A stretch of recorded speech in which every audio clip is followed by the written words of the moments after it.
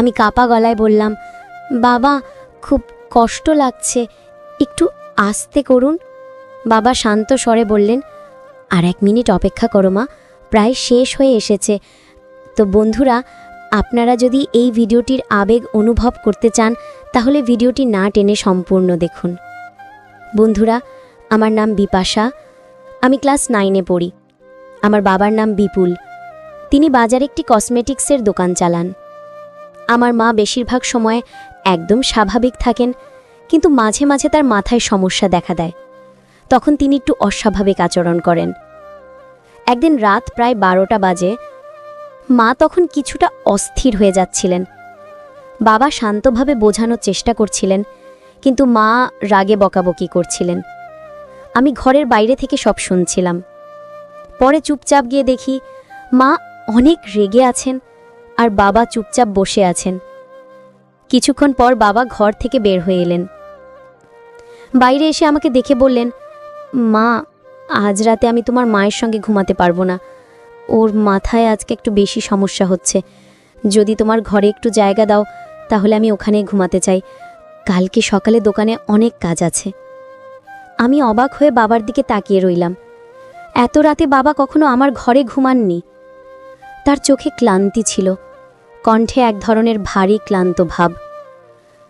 আমি কিছু বললাম না, চুপচাপ মাথা নাড়লাম। বাবা আমার ঘরে এসে বিছানার একপাশে চুপচাপ বসে পড়লেন। জানালার বাইরে তখন হালকা বাতাস বইছে, চারদিকে এক অদ্ভুত নিস্তব্ধতা।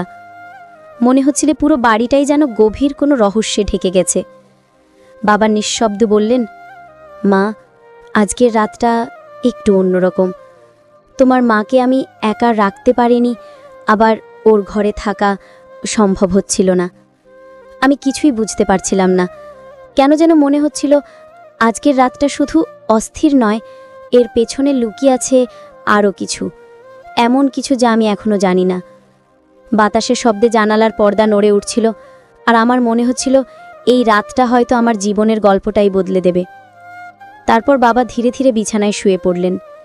আমি চুপচাপ বসে রইলাম, ভাবছিলাম বাবা তো ঘুমিয়ে পড়েছেন, তাহলে আমি একটু মোবাইলটা বের করি। আমি আস্তে করে মোবাইলটা হাতে নিলাম। স্ক্রিনে আলো জ্বলে উঠতেই ঘরের এক কোণ যেন হঠাৎ আলোকিত হয়ে গেল। মনে হচ্ছিল নীরবতার মধ্যে এই আলোটা যেন খুব বেশি কিছু বলে দিচ্ছে। আমি আমার পছন্দের ভিডিওগুলো দেখতে শুরু করলাম। স্ক্রিনে চলতে থাকা দৃশ্যের সাথে সাথে আমার মনও ডুবে যাচ্ছিল অন্য জগতে। কিন্তু হঠাৎ আমার চোখ পড়ল, বাবা কি সত্যিই ঘুমাচ্ছেন নাকি আমাকে লক্ষ্য করছেন? আমি কয়েক সেকেন্ড নিঃশব্দে তাকিয়ে রইলাম তার দিকে। চোখ বন্ধ, নিঃশ্বাস ভারী, মনে হচ্ছিল ঘুমাচ্ছেন। তবু আমার মনটা শান্ত হচ্ছিল না। তখন আমি মোবাইলে সাউন্ডটা একটু বাড়িয়ে দিলাম, যেন বাবা কিছু শুনতে না পারেন। কিন্তু ঠিক তখনই বাবার এক চোখ ধীরে ধীরে খুলে গেল। আমার বুকের ভেতর কেমন জানি ঠক ঠক করে উঠল। তিনি কিছু বললেন না, শুধু স্থির দৃষ্টিতে তাকিয়ে রইলেন আমার দিকে। আমি বুঝতেই পারলাম না তিনি ঘুমের ঘোরে তাকাচ্ছেন নাকি জেগে আছেন। আমি তাড়াতাড়ি মোবাইলটা বন্ধ করে চোখ বুজে ঘুমের ভান করলাম। ভাবলাম বাবা যখন পুরোপুরি ঘুমিয়ে পড়বেন তখন আবার ভিডিও দেখব। কিন্তু আমি তখনও বুঝতেই পারিনি বাবা আমাকে ফলো করছে। আমার মোবাইলের স্ক্রিনে কি চলছে, আমি কি দেখছি কিংবা কি শুনছি, সব কিছুই যেন তিনি নিঃশব্দে টের পাচ্ছিলেন। তিনি একদম চুপচাপ শুয়ে রইলেন, চোখ বন্ধ, মুখে একটিও শব্দ নেই। আমি ভাবলাম বাবা ঘুমিয়ে গেছেন, তাই আবার মোবাইলটা হাতে নিলাম। এবার সাউন্ডটা একটু জোরে দিলাম, ভেবেছিলাম তিনি ঘুমের মধ্যে কিছুই শুনতে পাবেন না। কিন্তু না, বাবা ঘুমিয়ে পড়েননি, তিনি শুধু ঘুমের ভান করছিলেন। আমি তখনও তা বুঝিনি। আমার মন তখন ডুবেছিল সেই ভিডিওতে। আর ঠিক তখনই বাবা আস্তে করে শরীর নাড়ালেন, যেন ঘুমের ঘোরে। কিন্তু আমার মনে হচ্ছিল তিনি সব কিছু শুনছেন। বাতাসের শব্দ, ঘড়ির টিকটিক আর মোবাইলের মৃদু সাউন্ড মিশে এক অদ্ভুত পরিবেশ তৈরি করেছিল ঘরের ভেতর। ঠিক সেই সময়ে হঠাৎ করে জানালার পর্দা জোরে দুলে উঠল। আমি একটু ভয় পেয়ে গেলাম। মোবাইলটা তাড়াতাড়ি অফ করে বিছানার পাশে রাখলাম। বাবা তখনও একইভাবে শুয়ে আছেন, মুখে একটিও শব্দ নেই। কিন্তু তার নিঃশ্বাসের শব্দটা যেন একটু বেশি ভারী হয়ে উঠল। আমি ভাবলাম হয়তো তিনি ঘুমের ঘোরে আছেন। কিন্তু পরের মুহূর্তেই এমন কিছু ঘটল যা আমার শরীর কাঁপিয়ে দিল। বাবা হঠাৎ করে খুব আস্তে করে বললেন, মা এখন কয়টা বাজে? আমি একটু থমকে গিয়ে বললাম, প্রায় 1টা বাজে বাবা, তুমি ঘুমাও। তিনি তখন কিছুক্ষণ চুপ করে রইলেন, তারপর ফিস করে বললেন, তুই ঠিক এখন কি করছিলি? আমি হতভম্ব, কণ্ঠ আটকে গেল। আমি কিছু বললাম না, শুধু চুপচাপ তার দিকে তাকিয়ে রইলাম। চোখে এক অদ্ভুত দৃষ্টি, মুখে কোনো হাসি নেই, শুধু এক শীতল স্থিরতা। আমি চুপ করে বাবার দিকে তাকিয়ে রইলাম। ওনার দৃষ্টি আমার চোখের ভেতর দিয়ে যেন সোজা হৃদয়ে ঢুকে যাচ্ছিল। বাবা ধীরে ধীরে উঠে বসলেন, তারপর বললেন, তুই এত রাতে জেগে আছিস কেন? কাল তো স্কুলে যেতে হবে, তাই না? আমি তাড়াতাড়ি বললাম, হ্যাঁ বাবা, এখনই ঘুমাচ্ছি। কণ্ঠটা কেমন জানি কেঁপে উঠেছিল। বাবা কিছু না বলে একদম ধীরে মাথা নাড়লেন, তারপর আবার শুয়ে পড়লেন। কিন্তু ঘরের ভেতরের পরিবেশটা আগের মতো ছিল না। বাতাস ভারী, নিঃশব্দ, আর আমার বুকের ভেতর ধুকপুক করছিল অদ্ভুতভাবে। আমি চোখ বন্ধ করলাম, কিন্তু মন শান্ত হচ্ছিল না। মনে হচ্ছিল বাবা কিছু একটা ভাবছেন, এমন কিছু যা আমি বুঝতে পারছি না। কয়েক মিনিট পর বাবা আবার বললেন, তুই কি রোজ রাতে এমন করে জেগে থাকিস? আমি অবাক হয়ে গেলাম। বাবার কণ্ঠে রাগ ছিল না, কিন্তু একটা প্রশ্ন চিহ্ন লেগেছিল, যেন তিনি আমার মধ্যে কিছু খুঁজছেন। আমি আস্তে করে বললাম, না বাবা, আজকেই একটু ঘুম আসছিল না, তাই। তারপর আমি এবং বাবা আমরা দুজনেই ধীরে ধীরে ঘুমিয়ে পড়লাম। ঘরের ভেতর তখন এক অদ্ভুত নীরবতা। ঘড়ির টিকটিক শব্দটাও যেন কানে কেমন ভারী লাগছিল। রাত পেরিয়ে গেল কিছুক্ষণ। হঠাৎ ঘড়ির কাঁটা যখন 3টে ছুঁয়েছে, ঠিক তখনই একটা মৃদু আওয়াজে আমার ঘুম ভেঙে গেল। চোখ খুলে দেখি বাবা ধীরে ধীরে উঠে বসেছেন, মুখে এক অদ্ভুত স্থিরতা, কোনো কথা নেই। তিনি আস্তে আস্তে উঠে গিয়ে ঘরের লাইটটা অন করলেন।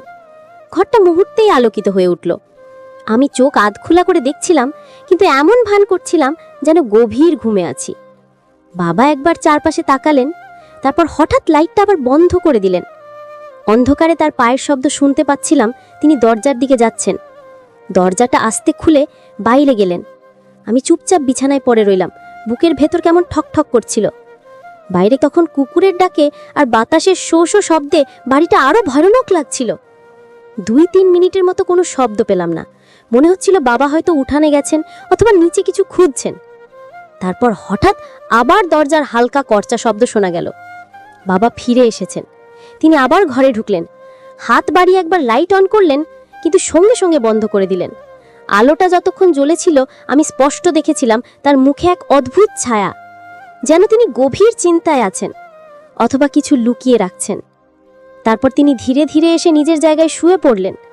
আমি তখনও চোখ বন্ধ করে আছি, কিন্তু ঘুম আসছে না। বাবার নিঃশ্বাসের শব্দ, বাইরের বাতাসের শোঁ শোঁ আওয়াজ আর ঘড়ির টিকটিক সব মিলে সেই রাতটা হয়ে উঠল এক রহস্যময় নীরবতার রাত। আমার মনে হচ্ছিল বাবা বাইরে গিয়ে কিছু একটা করেছেন, কিন্তু কি সেটা আমি জানি না। শুধু একটা অনুভূতি বারবার মাথায় আসছিল। পরের সকালে ঘুম ভাঙতেই প্রথমেই আমার চোখ গেল বাবার দিকে, কিন্তু বিছানাটা খালি, বাবা কোথাও নেই। আমি দ্রুত উঠে বসলাম। ঘরের জানালা খোলা, পর্দা হালকা দুলছে, আর বাতাসে এক অদ্ভুত গন্ধ, যেন পুরনো ধোঁয়া আর ঘাম মিশে আছে। আমি একটু ভয় পেলাম। মনে পড়ল রাত 3টের সময় বাবা বাইরে গিয়েছিলেন, হয়তো এখন দোকানে চলে গেছেন। কিন্তু ঘড়ির দিকে তাকিয়ে দেখি সকাল মাত্র 6টা বাজে। বাবা কখনো এত সকালে বেরোন না। আমি চুপচাপ ঘর থেকে বের হয়ে মায়ের ঘরের দিকে গেলাম। দরজাটা আধ খোলা। ভেতরে উকি দিতেই দেখি মা বিছানায় বসে আছেন, কিন্তু চোখে এক অদ্ভুত দৃষ্টি, শূন্য, নিস্তব্ধ, ভয়ের মতো। আমি আস্তে করে বললাম, মা, বাবা কোথায়? মা ধীরে ধীরে আমার দিকে তাকালেন। এক মুহূর্তের জন্য মনে হলো তিনি যেন কাউকে খুঁজছেন মনে মনে। তারপর খুব নিচু গলায় বললেন, বিপাশা, তোর বাবা তো সারা রাত এই ঘরে আসেনি। আমি হতভাগ। কি বলো মা? কিন্তু বাবা তো আমার ঘরেই ছিলেন। মা কিছু বললেন না, চুপচাপ তাকিয়ে রইলেন আমার মুখের দিকে। তারপর আস্তে করে বললেন, তুই নিশ্চিত তো ওটা তোর বাবা ছিল? আমার শরীর হিম হয়ে গেল। বুকের ভেতর ঠকঠক শব্দ হচ্ছিল, হাত পা কাঁপছিল। আমি কাঁপা গলায় বললাম, মানে মা, তুমি কি বলছো? মা আর কিছু না বলে ধীরে ধীরে জানালার দিকে তাকালেন। বাইরে রোদের আলো পড়েছে, কিন্তু বাতাসে এক অদ্ভুত ঠান্ডা ভাব। আর আমি বুঝে গেলাম রাত 3টের সেই মানুষটা হয়তো বাবা ছিলেন না। তো বন্ধুরা, এই গল্পটি কিন্তু এখানে শেষ নয়, এই গল্পটির দ্বিতীয় পর্ব রয়েছে। যদি আপনারা দ্বিতীয় পর্ব পেতে চান তাহলে অবশ্যই চ্যানেলটি সাবস্ক্রাইব করে পাশে থাকা অল নোটিফিকেশন অন করে রাখবেন। আর আগে থেকেই যারা এই চ্যানেলটি সাবস্ক্রাইব করে রেখেছেন, আপনাদের জন্য অনেক বেশি ভালোবাসা রইল।